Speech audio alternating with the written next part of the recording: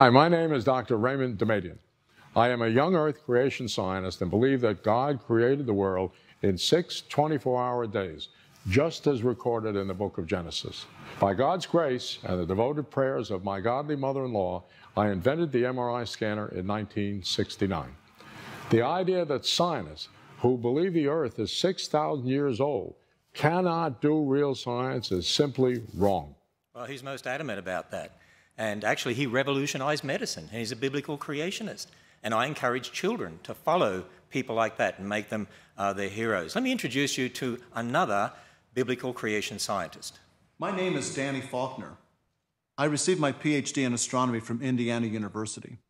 For 26 and a half years, I was professor at the University of South Carolina, Lancaster, where I hold the rank of Distinguished Professor Emeritus. Upon my retirement from the university in January of 2013, I joined the research staff at Answers in Genesis. I'm a stellar astronomer. That means my primary interest is stars, but I'm particularly interested in the study of eclipsing binary stars. And I've published many articles in the astronomy literature, places such as the Astrophysical Journal, the Astronomical Journal, and the Observatory.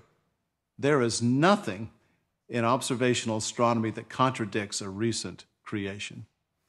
I also mentioned Dr. Stuart Burgess, Professor of Engineering Design at Bristol University in England. Now, he designed a double-action worm gear set for the 3 hinges of the robotic arm on a very expensive satellite. And if that had not worked, if that gear set had not worked, that whole satellite would have been useless. Yet Dr. Burgess is a biblical creationist who believes just as I believe. Now, think about this for a moment. Are scientists like Dr. Burgess, who believe in creation, just as I do, a small minority in the scientific world?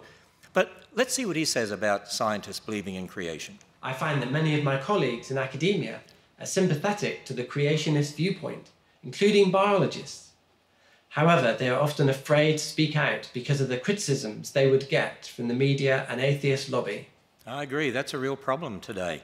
We need to have freedom to be able to speak on these